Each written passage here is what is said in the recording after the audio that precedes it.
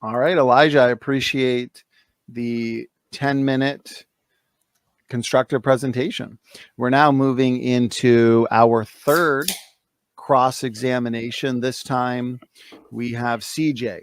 CJ, you'll be leading the way in questions for 10 minutes. And so let me get just you gentlemen up on the screen, and just make sure to unmute when you're ready to ask your first question, CJ. And again, gentlemen, you got 10 minutes. Go ahead.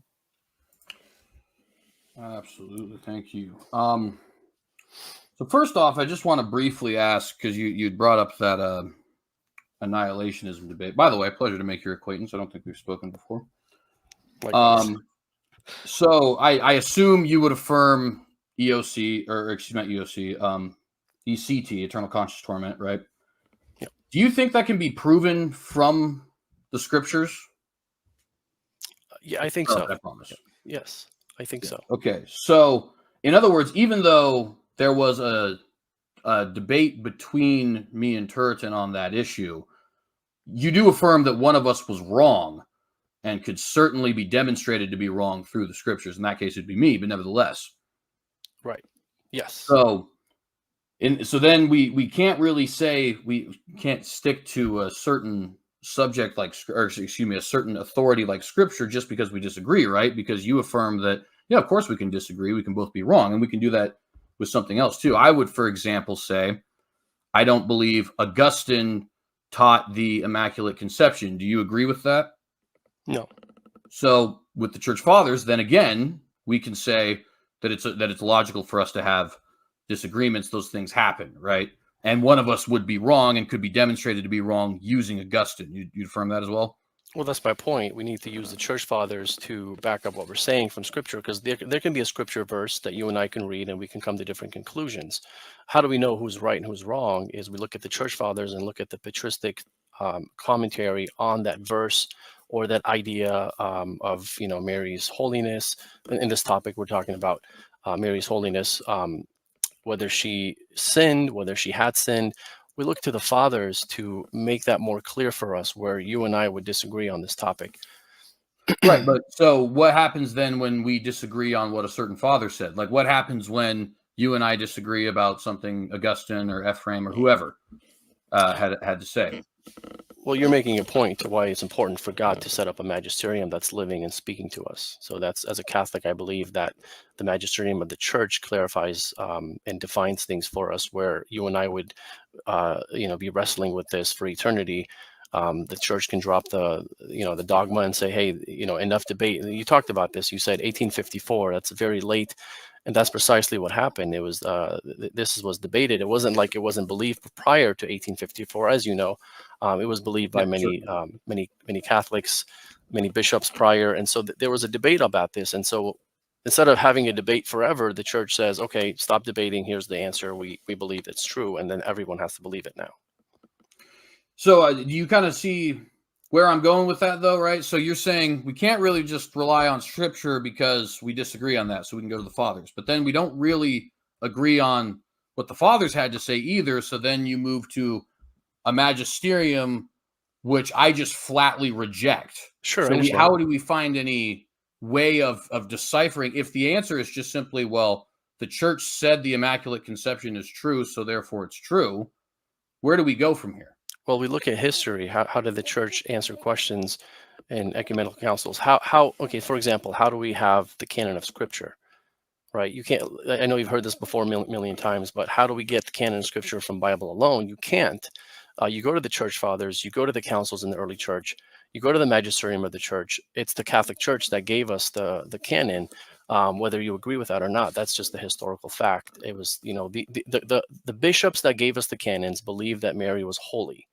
They believed that she had no birth pangs. They believed that she was the new Eve. In consensus, they all believe this, right? And so these are the people that gave you the canon of Scripture. So why trust these people's canon if you can't trust them in things that they agree on? That's you disagree with whether or not they would see that, because that's the point I'm trying to make here, my friend, is on every step we disagree except for the last one, I would agree with you. The magisterium very clearly teaches Immaculate Conception. There's no doubt about that. For sure. Obviously, 1854, right? And so we both agree that that is clearly taught, or excuse me, that specific authority you have clearly teaches this. And when I say, okay, well, if the only thing that clearly teaches this is something that I flatly reject, well, then what do we go from there? And you say, well, we can go back to history, but the reason we got to the magisterium in the first place is because you and I disagree about the history. You see what I mean? So, like, we're just in this big circle of, you're essentially saying, well, the church says, and I'm saying, yeah, but I don't care what the church says. You know what I mean? And so it's just, we just go in this big circle. I'm just trying to understand how could I demonstrate to you with that, given those facts, that the Immaculate Conception is not true? Well, for me as a Catholic, just like you have your criteria, my criteria is Scripture and the patristics, right? That's what you have to demonstrate for me, because again, you and I, like you're saying, we can disagree on the Scriptures. At the end of the day, CJ, it's not Augustine, it's not Ambrose, it's not Ephraim versus Luke versus the Bible. That's not how we look at it, right? This is how you're understanding it right now. But shift your understanding to, it's those church fathers versus you.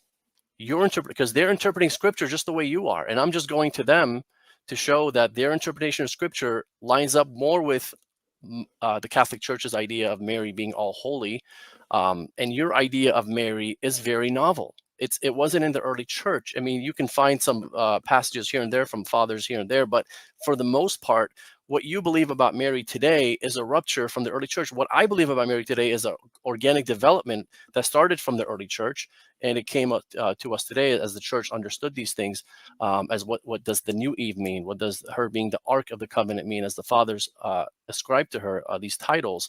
Whereas for you, you're just sitting here thinking, okay, it's me in the Bible. I'm going to read the Bible and tell you, okay, she was a sinner and she's just like one of us.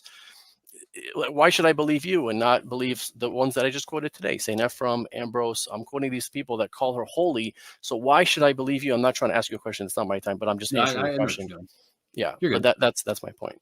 Yeah. So, and this will be my last question on this particular issue, because I do want to get to some other stuff. But would it be safe to say then, given your answer there, if you felt, and of course it's not going to happen in this one debate, I get that. If you felt that it was demonstrated that this doctrine was not ancient and or was not scriptural, or both, would you reject it, or would you say, well, the magisterium still says so, therefore? I would not even be Catholic anymore. Oh, that's actually good. I appreciate that. Yeah.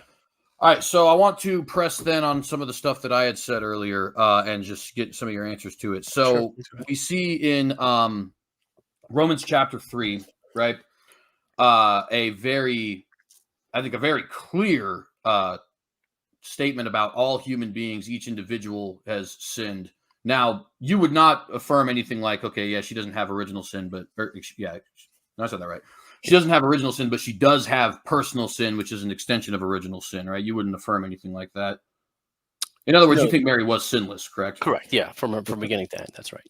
So when we see a statement like none does good, no, not one, yeah, right. It's using the general language like none and all, things that sometimes don't necessarily refer to every individual. And then it makes it individualistic by saying no, not one single individual. How does that not invalidate your interpretation of Mary's sinlessness? Well, if you want to take that into a very literal sense, you have verses in the Scripture that says, and all of Judea went to this place, and it doesn't literally mean all of Judea. It's a general sense. Now, CJ, I'm a Middle Eastern. The Bible was written by Middle Eastern men, and we generalize things a lot. Like, for example, if you ask my dad what time is it, when it's like 9:50, he'll tell you 10 o'clock. It's just a generalization, and that's a cultural thing that happens in the Bible, and it happens today up until this day. So when it says all, it's not saying all, because number one, babies cannot sin, right? Babies cannot sin. If you have a baby who is 1 day old and God forbid the baby dies, that baby never committed a sin, so it would not apply to that person. And the fathers also say that St. John the Baptist and figures like Jeremiah the prophet were also sinless. they had no sin as well. And so when I go to the fathers and the ancient interpretation of that, then that contradicts your view of Romans 3. And again, now we go back to who should I trust, CJ or the church fathers? Yeah, if I may, I agree with, and I tried to, perhaps I didn't do it very well, preempt that answer, because I do agree with all does not necessarily mean, I mean, I'm a Calvinist. I have this conversation with other Protestants all the time, right? All certainly does not always mean all, right? All the world should be taxed. So are we seeing Confucius show up in Bethlehem to start being taxed? Of course not, right? But he doesn't just use that kind of language. He also deeply personalizes it by saying things like, no, not one single individual. So he says all fall short of the glory of God, but he also says none does good, no, not one, drawing that down to an individualistic level. And then, of course, we see the repetition of these kinds of things in Romans 5 and 6. Last question, CJ. Thank you. So given that individualistic language there that actually excludes the sort of generalizations that me and you both agree is a generalization, how does that not invalidate your understanding of Mary? Like if I said not one individual, now it seems like I'm preempting the generalization, right? And saying that's actually not what I'm talking about. I am being specific. Yeah, but that's talking about personal sin. We're debating about original sin. So if not one has done, not like if we're going to apply that universally to everyone, not one, okay, we're talking about personal sin here, right? Not original sin. And again, it wouldn't apply to infants because they could not commit a personal sin. That's my answer. So I don't see how a Protestant can get around that that point. But go ahead. I'm sorry. Gentlemen, very good. I can't follow up anything. Very good. Appreciate the professional and, as always, fast-paced 10-minute cross-exam. I think we're moving along smoothly. It's been a fantastic debate so far.